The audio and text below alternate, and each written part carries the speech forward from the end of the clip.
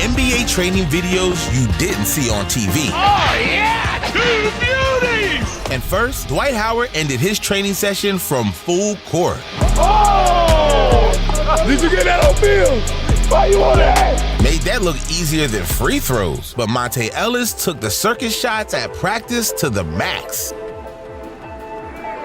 Alright. That's why I made it win 2 times. Got it.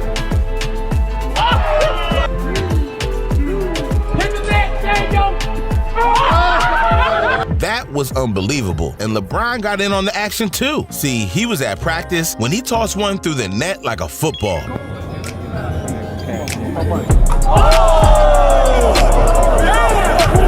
LeBron made the craziest shots on the floor, but imagine dunking on the most dominant player of all time, because 5'9" Nate Robinson knew that practice was the only time he could catch Shaq lacking. And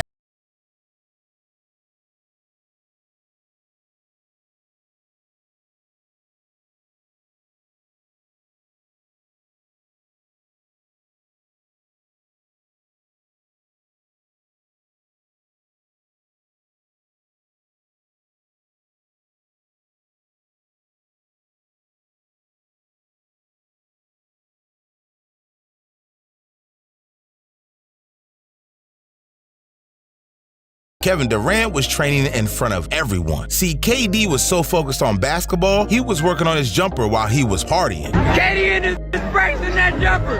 This shit never off-season, nigga. You're right, KD. Ball is really life for that dude, but the clip went viral quick, so KD had some explaining to do. My shoulder was a little tight, so I was in the club, like, just doing this, you know what I'm saying? And then my boy was like, yo, I'll lock you up, like, you can't score on me. Hey, Scott, where are we? Out there now,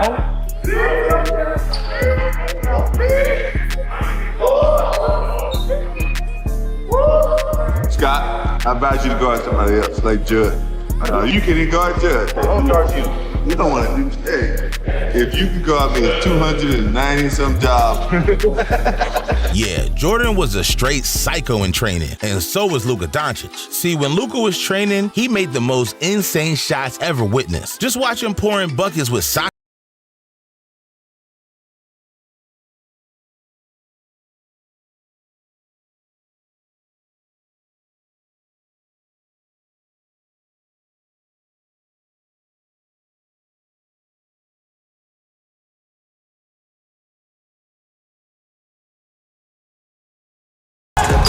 Damn, Luka might be after practice, and coach showed him how it's done.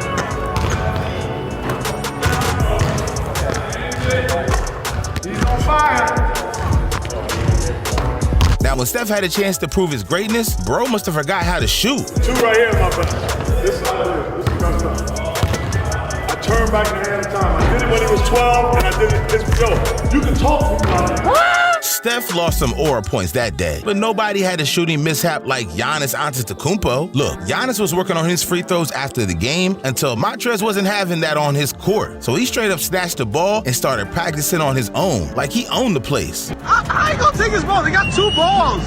They got 2 balls. Give Giannis 1 ball, dog. Now, Giannis kept his cool and grabbed another ball. And by the time he returned to the court, the stadium staff was shutting things down. And with all that disrespect bubbling up, Giannis snapped.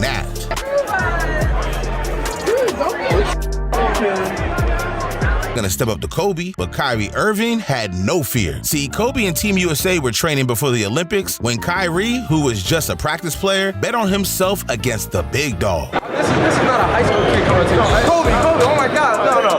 This is me coming to talk to you one-on-one.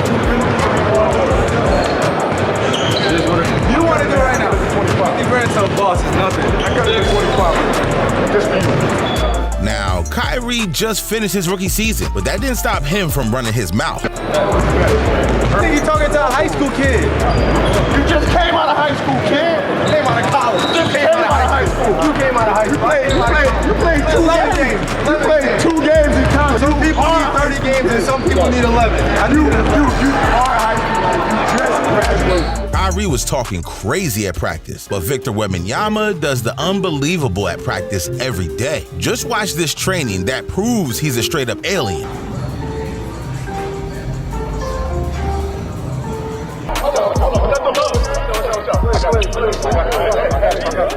At least that didn't escalate like Bobby Portis' temper. See, back in 2017, Portis turned the Chicago Bulls training camp into a boxing ring. Now, through Chicago's history, they created a culture of tough players. So fights in practice were really just another day. You guys got in a fight. And so for you, I think that probably And that wasn't our first time doing that as well. It wasn't. Nah, everybody did that on the Bulls. That was what the culture was. That was the culture then? Yeah, that was the culture. Yeah, everybody got into a little scuffle. But this was training camp, and jobs were on the line. So the competition between Portis and his teammate Nikolai Mirotic was building up until Portis lost his temper. It was just one of those situations where, like, me and him got into a little back and forth on the court. We going back and forth, this and that. I score, he score, I score, he score. And it was like me. It ain't like that. And then after I came back from suspension, I really had to, like, show people, like, what my work was and that I can really play. Bobby has been at the top of his game ever since. But imagine going over the top of LeBron James. Because we got to talk about the time a college kid made the king look like a scrub. Now, before Jordan Crawford went to the NBA, he was invited to the Nike Skills Academy, a training ground meant for the top college players in the nation. And LeBron showed up to run some games and hand out lessons. But Crawford wasn't having it, because it was the perfect time for Crawford to meet LeBron at the rim. Yeah, you heard that right. Crawford went up and dunked on the king, and the buzz spread like wildfire. So LeBron had to set the record straight. You had the top 15 best players in the country there, working out with you. It can happen, so if you do my ratio from me getting dunked on and me dunking on people, I think I think you can times mine by like 50. But when the play happened, the film didn't exist. So a rumor went around that Nike tried to. In 2018, Jimmy Butler felt like he was the best player on the Timberwolves. So he wanted a max contract. But after a summer without an extension, Jimmy went into training camp furious. I mean, this dude missed the first 3 days of practice. But once he showed up, it had Coach Thibodeau hyped. Tibbs, he has his little thing he does. When he gets excited, his hands shake like this. Jimmy walk in, his hands start shaking. We all laugh, and we like, boy, look at Tibbs, boy, that boy hype. Look at him, what the... Now, even though Jimmy's team was working hard, Jimmy was on the sideline getting a massage. But when it was time to play against each other, Jimmy was ready for war. That's when he decided to do it with the worst team possible. He like, starters, Jeff, Jimmy, Wig, Taj, Cat. Jimmy said, I ain't playing with them. Damn. D-Rose was like, Derek, you're in the starting group. D-Rose was like, all right. Jimmy said, I'm playing with them. He picked the Bad News Bears. It was there, no offense, but everybody in there, they wasn't gonna make the team. And it didn't even matter, because Jimmy absolutely dominated. And while he was at it, he not realizing what's coming with it. We keep throwing the Cat. Cat finally scored. He too little. I'm like, yeah, Cat, talk to that mother. Man, he ain't nothing. Boy, they go on this 10-0 run. Time run out. They win. They beat us like 18-6, right? Jimmy going crazy. Y'all think that team can win without me? I'm him. Pay me. Pay me. And Jimmy had more antics. He ain't took off his Jordan warm-up yet, right? He finally takes it off. He got the Timberwolves shirt on, but he cut the Minnesota out, so it's just chest. Wow. He cut the Minnesota out the shorts, it's just shorts. He out here with a hole in the middle of his shirt, on the middle of his leg. So I'm crying now, I'm crying. I'm like, yo, bro, crazy. But I didn't realize, like, he just beat us with the D-League team, G-League team. He like, I just beat them with the G-Leaguers. This is your starters? Look, Jimmy's trash talk crossed the line. So the first stringer wanted their revenge. But by the time it was time for Jimmy to play again, he would let the world know how he destroyed everyone. How would you describe what thing to do, or was it an okay thing to do? I think that I was honest. Was I brutally honest? Yes. But I think that that's the problem. Everybody's so scared to be honest with one another. If you didn't like the way that I handled myself in practice, one of the players come up to me. Somebody say something. Anybody. I'm not gonna take it offense. It's not personal.